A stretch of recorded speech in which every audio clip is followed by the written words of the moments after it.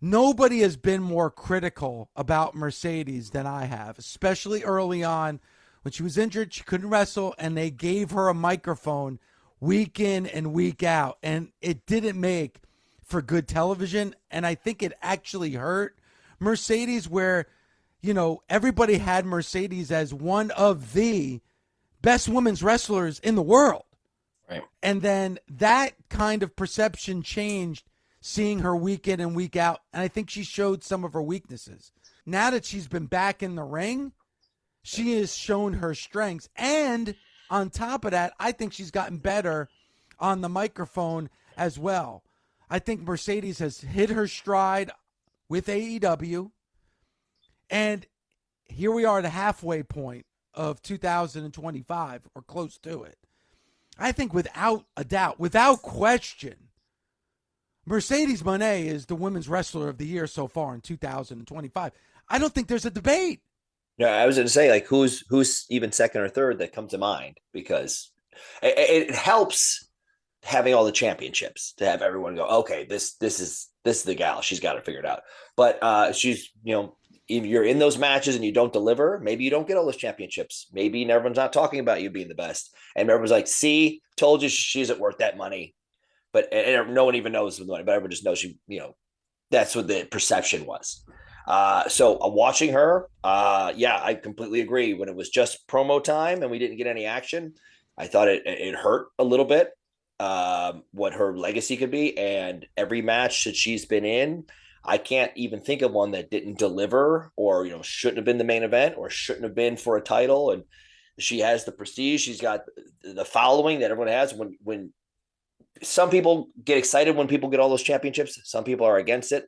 I think even if you're one of those 8 titles on her, but you know what she stands for and you know what she can do and you know that she's on television every week and she looks the part and she's walking a red carpet in between. She's the person that you want to be your champion.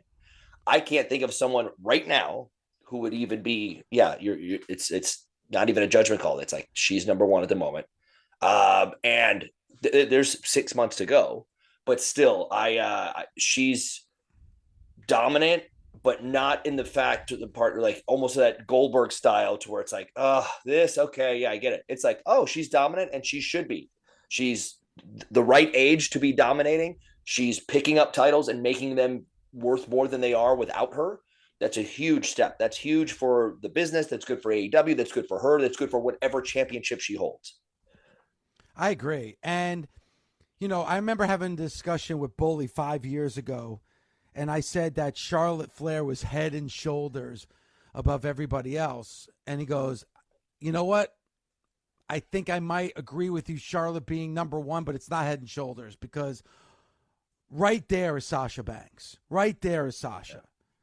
And, I think lately, with what we've seen from Mercedes, that people's judgment might have been skewed and might have thought differently.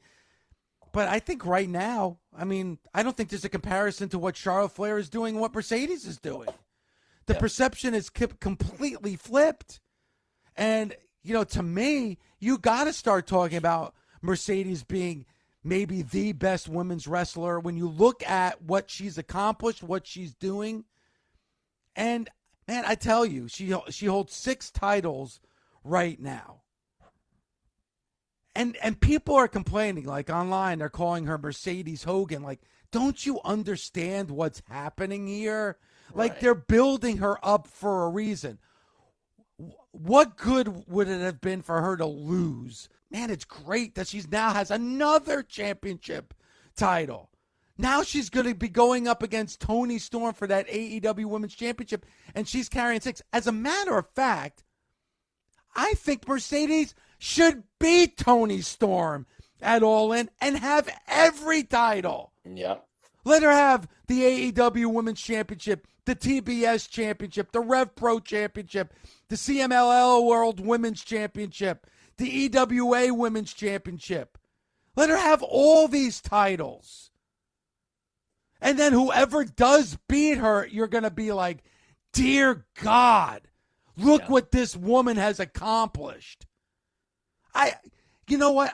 I don't understand people. If you want Toni Storm and you're expecting Toni Storm to win, what good is it that Mercedes loses matches leading up to facing Toni Storm? Right. Mercedes right now is Mike Tyson in the 80s, where just beating everybody and collecting all these title belts. AEW is trying to build something here, gain momentum, gain some buzz. When Mercedes steps into the ring with Toni Storm, you got to say that's the biggest women's match ever in the history of AEW. Yeah. I think they've done a great job of building up Mercedes. And I think the two of them finally come into a head with the one title that she doesn't have, and Mercedes having all the gold around her. I love that. And here's what you do. If it comes down to it where Mercedes does now have all the belts, has them all, she's the full-on champ, she beats Toni Storm, then like you mentioned, the person that finally beats her gets made almost as much as she was. It becomes this unstoppable force with all these titles, and she finally loses. You've now made the person that was chasing her almost as big as her, and then maybe you get like a best of 3 out of it, or you have something out of it. But if you go a different route to where she has all the titles, but she can't beat Toni Storm, and Toni Storm comes out on top, it's like you can have that. They might have they're setting up a rivalry for the next 10 years of, you will never get this title from me. You will have every other title that exists in the entire world, but you can't beat me. And then that's enough to do. That's Cena and Orton for the next 10 years if you want to. So there's a bunch of great places to go. I'm curious. Like, that's something unlike, we were talking Goldberg earlier before in the world titles online. Yeah, whatever.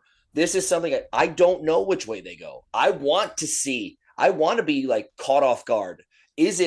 Do you get Mercedes has every title in existence for women, it's over with, she's the greatest of all time? Or do you get she can never beat Toni because Toni's career plus the way she's gone in a different direction in the last couple of years, and then that will always be a thorn in her side, and she will always be that new Toni Storm, timeless, and you can't beat me, and then you have a rivalry over the next few years. I don't know where they go. I love it. That's why that's the story is there. And just when their bell rings and they're across from each other, I'm excited for it. Like, just to see them standing there going, we're about to find out who's the best one here. Let's go. It's so intriguing, Nick. Like, if Toni Storm's able to beat Mercedes, it's like, man, she's just Toni Storm, who the fans love and have been behind, who reinvented her career in AEW, just beat the best women's wrestler. Like, and she defended her title against the best. But it's also intriguing if Mercedes wins and beats Toni Storm, because then it's like, oh my gosh, now she's got the AEW Women's Championship and she just beat Toni Storm. Who is going to be the person that steps up and wins? And you know who I think would make it an incredible story? Willow. Because Willow has beaten Mercedes. Everybody said it was a fluke because Mercedes was injured. You could go back to Willow. Willow is the ultimate underdog. Nobody looks at Willow and says, that's the person. That's the one. She doesn't look like your quintessential world champion, the face of the division. But she's got the will. She's got the strength. She has the fans behind her. Yep.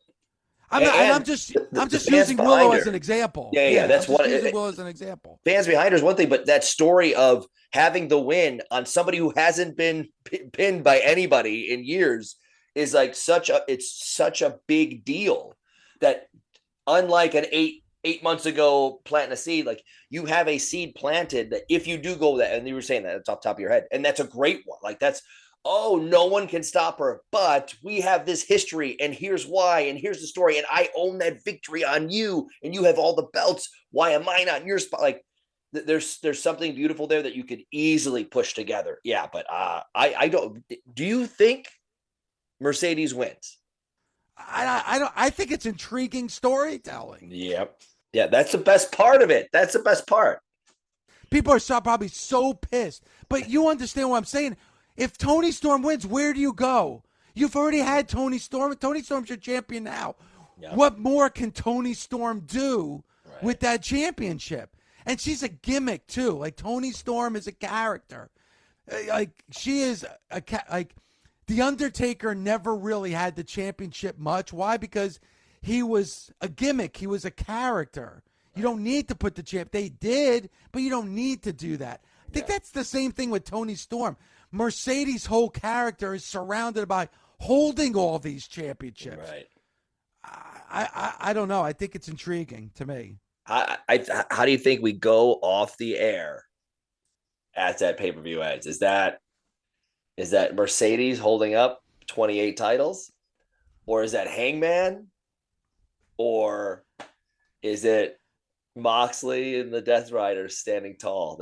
I don't think they can do that for the main event. I have a prediction. Oh. You ready? Spoiler alert. Now, yeah. No swears this week, but we're getting some spoilers. Here we go. John Moxley beats Hangman Page. Love it. I love it. 1, 2, 3. The fans are upset. WCW days throwing garbage in the ring. I love it. Throwing bottles, throwing, they don't have programs anymore, but if they did, wad it up in a ball and throw it into the ring. Yep. It's litter. I'd say a full beer with those things are like $28. Yeah, you don't want to do that. Drink the beer first. Yeah, and then throw it. Yeah. Then you got, because I did throw a beer bottle at Bully Ray, but that's a story for another day. Is that the reason there's no bottles allowed anymore? Yeah, because I did that. Because of you? I did that at Lockdown in San Antonio when he beat Jeff Hardy. I threw a bottle. Wow, all right. And then everybody started throwing everything. It was bad. But anyway, I don't encourage that behavior. I'm much more mature now. but throwing Yoo-hoo bottles instead. In Texas, all bets are off. They go by their own rules in Texas. You know that. Damn straight. So you got Wheeler Yuta, you got Claudio in the ring, you got all the Death Riders in the ring. Yes. And they're celebrating. I love what you just said, Nick. They're throwing trash into the ring. Yeah. And then music hits. Darby Allin. Oh, comes down baby. with the skateboard. He's got the AEW flag. He is here to save the day. And that's how you go off. What do you think? I completely agree and had the same idea. Yes. If the Death Riders stay there, you get that like, oh my God, this is forever. What the hell? Trash, trash, trash. Lights out, and you get them. And and I really think that's the start of the build to getting a brand new crown champion. And I completely see that. Yeah. I don't know that they can feel right about themselves personally going off the air with Death Riders up. But if you send everybody home happy and go, oh, okay, that show start to finish was amazing. Mercedes now has 7 titles. She runs the place. And damn it, the Death Riders are the champs still. But Darby Allin is back, and he's going to be the one to do it. So I got to see every week where they're going with this, because this is definitely the guy. I love it. I had the almost exact same sentiment in mind. Just because it's all the Death Riders. I was trying to think of somebody with him, like you couldn't have Sting with him or something, like somebody with him to have his back.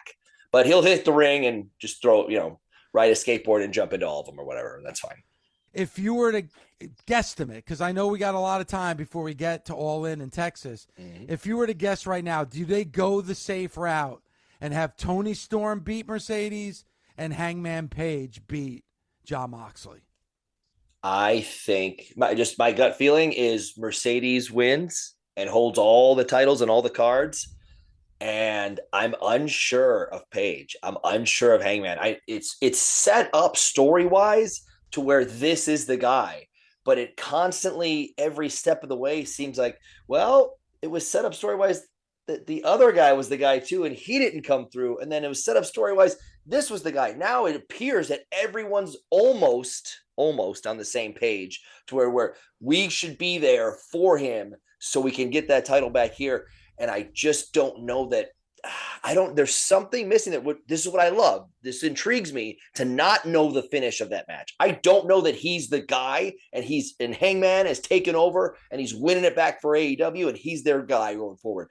It seems like there's always this hint of doubt storyline wise or people involved wise to where I go, I just picture the Death Rider standing tall and then the lights going out. So I don't know. And by the way, think of all those AEW fans. If they're furious that the Death Riders win in the main event and they're sending home everyone angry, and you get Darby Allin or Daniel Bryan or both, you will totally forget how mad you were about the Death Riders being champions. People online have been for 8 months saying, we need them to not be champions. We need that title out there. We need someone to take over and bring it back to AEW. I think if that is the case, and this is the story that you're going, Death Riders dominate until X or until Daniel Bryan is back or until Darby makes his return, then you totally forget all that when you see those two guys and go, it's one of them for sure. I knew it was always going to be one of them. That's from the beginning of the story, full circle. Now I get it. So I really weirdly think it's Hangman and Moxley in the main event. I think it's Moxley up.